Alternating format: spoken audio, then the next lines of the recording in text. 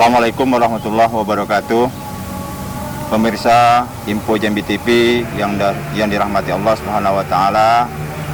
Syukur alhamdulillah kita sudah berada di pelaksanaan ibadah puasa Ramadan tahun 1435 Hijriah. Pertemuan kita pada hari ini akan membahas tentang pemuda dan puasa. Untuk membahas hal tersebut telah hadir bersama kita Presiden BEM Universitas Jambi Muhammad Siddiq. Beliau sehari-hari sebagai aktivis pemuda juga aktif di organisasi kampus, yaitu Presiden BEM. Untuk membahas hal tersebut kita sapa Presiden BEM Muhammad Siddiq untuk membahas hal tersebut. Selamat sore. Selamat sore. Silakan, apa yang bisa disampaikan tentang pemuda dan ibadah puasa Ramadan? Sip. Ya, baik.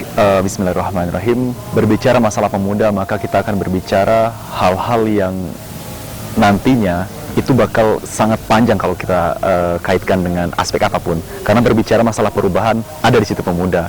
Berbicara masalah kontrol sosial, di situ ada pemuda. Dan berbicara masalah untuk menentukan 5, 10, dan 20 tahun ke depan, bagaimana arah suatu umat ataupun bangsa, maka pemuda adalah jawabannya. Maka dari itu, pemuda punya kajian yang begitu panjang. Dan kalau memang kita guide dengan puasa, maka memang kita, antara puasa dan pemuda itu ada suatu bentuk sintesis ataupun suatu bentuk hubungan yang sangat-sangat baik dan sangat sinergis seperti itu.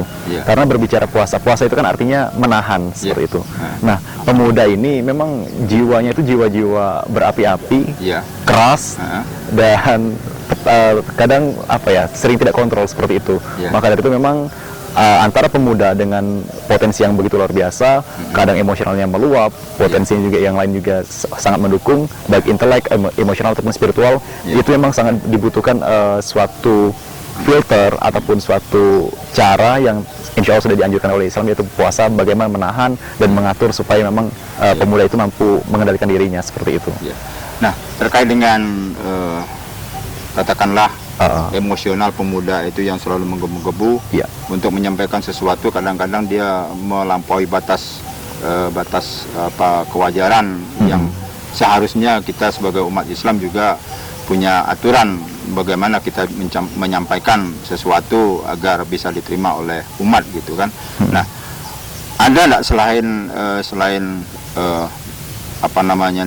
upaya kita untuk membentengi diri selaku pemuda, selain puasa, ibadah puasa bulan suci Ramadan, kira-kira apa yang seharusnya dilakukan oleh pemuda? Iya, jadi dalam riset ataupun ilmu-ilmu yang kontemporer, kita melihat memang ada kecerdasan apa yang disebut dengan intelektual, kecerdasan emosional, dan terakhir itu spiritual. Tiga kecerdasan ini memang harus benar-benar balance. Kita pinter saja di akademis tanpa diimbangi dengan emosional, ini bakal cupu. Pinter emosional saja tidak diimbangi dengan akademis, ini bisa menjadi kosong gitu kan, cuma menang eksistensi saja. Pun begitu dengan dua-duanya ini, kalau tidak diimbangi dengan spiritual, ini bisa mungkin tersesat atau bisa dengan pengembaraan tanpa tujuan seperti itu yang benar-benar hakiki. Maka dari itu memang saya pikir puasa itu adalah salah satu untuk membentuk supaya memang kita bisa menjadi Islam yang kafah seperti itu melalui edukasi-edukasi yang diberikannya. Mulai dari salah satu hikmah puasa kan adalah disiplin, ada juga memberikan keseimbangan dalam hidup, karena biasanya kita kan makan terus dan seterusnya, jadi butuh dikikis sedikit jadwalnya supaya memang benar-benar terjadi keseimbangan, tidak jor-joran, terlalu menghabiskan ataupun menuruti hawa nafsu saja seperti itu. Kita lihat banyak pemuda yang tidak bisa menempatkan diri bahwa ketika sebelum puasa mungkin dia kelakuannya yang di luar batas, tapi ketika puasa juga dia berpura-pura untuk menampilkan diri bahwa dia itu orang baik atau pemuda yang baik. Nah, sementara sebetulnya dia kelakuan dia sebelum pelaksanaan bulan suci Ramadan kan ugal-ugalan misalnya kan. Nah, gimana kira-kira untuk kedepannya melihat pemuda yang menurut Presiden BEM barangkali yang saat ini sedang jiwa mudanya sedang sedang menggebu-gebu gitu kan. Iya. Nah, untuk penjelasan itu kita tahan dulu. Oke. Setelah yang satu ini. Audio Jungle.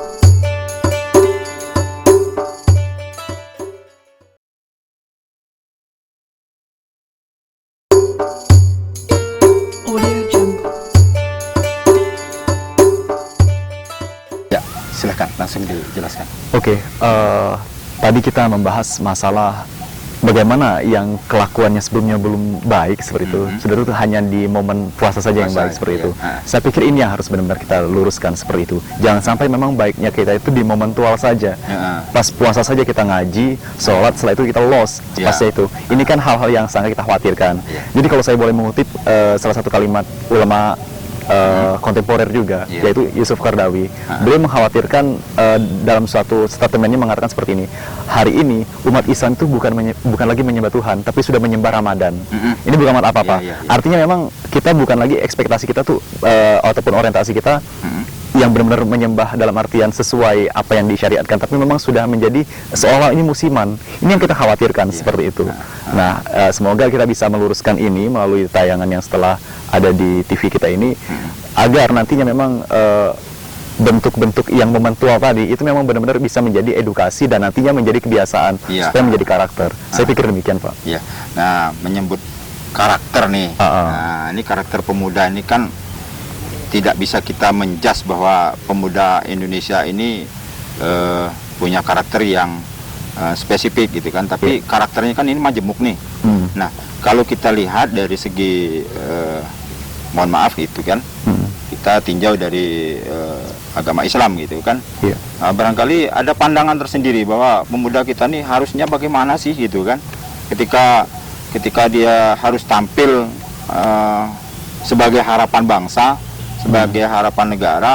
Pemuda kan harus tampil yang sejak kapan harus dimulai gitu.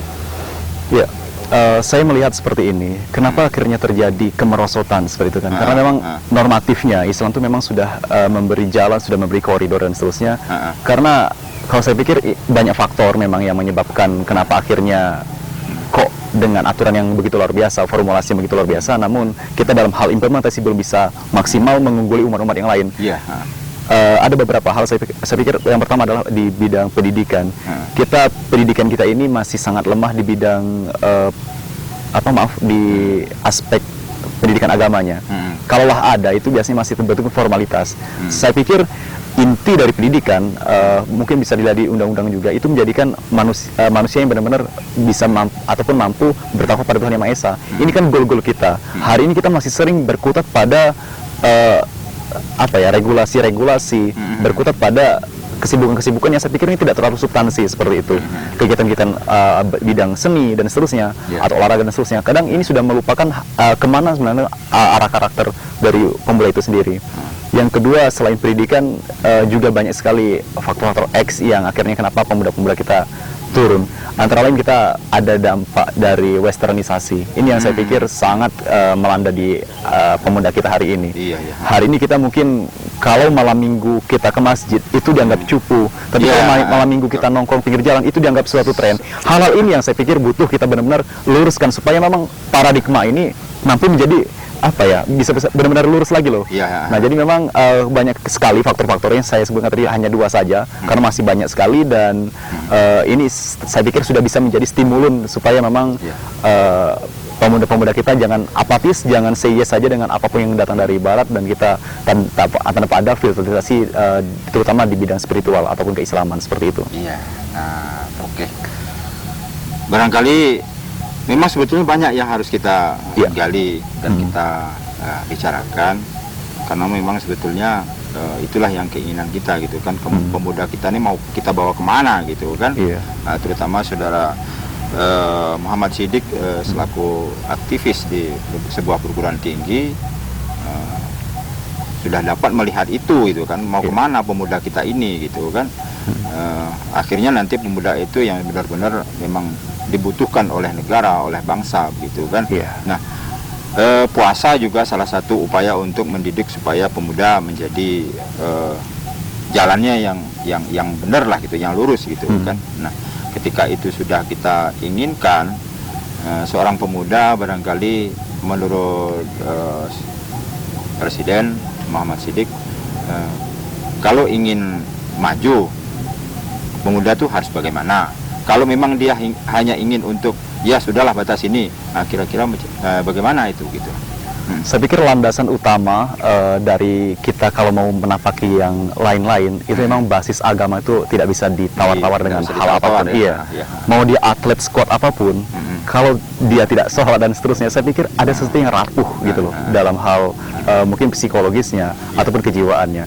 Nah, ruang-ruang ini ataupun fondasi ini memang harus benar-benar dibangun. Berbicara masalah akidah itu tidak akan selesai dengan kuliah SKS berapapun, karena itu butuh memang benar-benar ditanam dan nantinya dijalankan secara ikhlas. Itu tidak bisa definitif saja.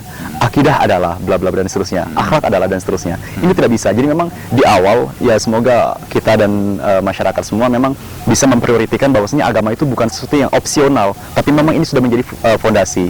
Kita banyak sekali mahal-mahal les, misalnya bahasa Inggris dan seterusnya. Tapi kalau sudah berbicara masalah belajar ngaji, itu sudah nomor 27. Ini kan sayang sekali. Saya pikir memang ini ada skala prioritasnya. Prioritas memang bagaimanapun adalah agama seperti itu. Ya, nah untuk penjelasan lebih lanjut tentang yang yang terakhir tadi tentang fondasi kita agama. Iya. Barangkali untuk sementara kita break dulu setelah yang satu ini.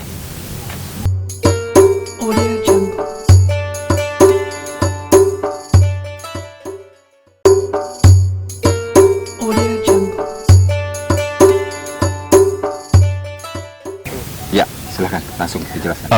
Kalau tadi kita berbicara masalah yang fondasi harus dibangun terlebih dahulu. Yang kedua yang sudah saya paparkan tadi ada tiga hal kecerdasan. Yang pertama memang spiritual, karena ini menjadi, kalau menurut salah satu dosen saya juga gitu kan, ini menjadi sentral kecerdasan, dan mau kemanapun, mau jadi apapun, ini memang menjadi kayak menjadi mercusuar kita. Ini menjadi patokan kita. Yang kedua, kalau memang kita mau kedepannya mau terbaik lah gitu kan, mengembangkan potensi kita, memang silakan di bidang emosional itu seperti apa, karena memang sekali lagi Islam itu agama yang bukan ibadah saja, bukan yang puasa saja, sholat saja, tapi memang banyak sekali hal. Dalam hablum minan nas, itu saya pikir kecerdasan emosional sangat butuh kita kembangkan dan kita miliki seperti itu. Karena berkaitan dengan silaturahim, tata krama, menjalin diplomasi dan seterusnya. Di situ ada kecerdasan emosional yang harus dibangun. Yang terakhir itu jangan sampai hilang adalah kecerdasan intelektual seperti itu ataupun akademis. Karena kalau ini semua kecerdasan tidak ditopang, saya pikir ini juga bakal sempit dan rapuh gitu ya. Sekali rapuh seperti itu. Gitu. Jadi memang pertama agama, kedua silakan kecerdasan emosionalnya, cara bergaul dan lain-lain, ketiga baru intelektual, supaya memang komplit nantinya seperti itu. Akhirnya balance ya. Diri kita. Oke. Barangkali itu yang bisa kita bicarakan. Sebetulnya masih banyak yang harus kita bahas. Karena memang mengingat durasi yang harus kita batasi. Mudah-mudahan apa yang Saudara BEM Unja Universitas Jambi sampaikan tadi membawa manfaat bagi umat Islam, khususnya pemuda-pemuda Islam, tidak saja di Kota Jambi, tidak saja di Provinsi Jambi, tapi seluruh pemuda Indonesia. Mudah-mudahan mendapat berkah dari Allah dan ada manfaat bagi kita semua. Amin. Ya Rabbal Alamin. Sampai di sini dulu. Wallahul muwaffiq ila aqwamit thoriq. Wassalamualaikum warahmatullahi wabarakatuh. Waalaikumsalam warahmatullahi wabarakatuh.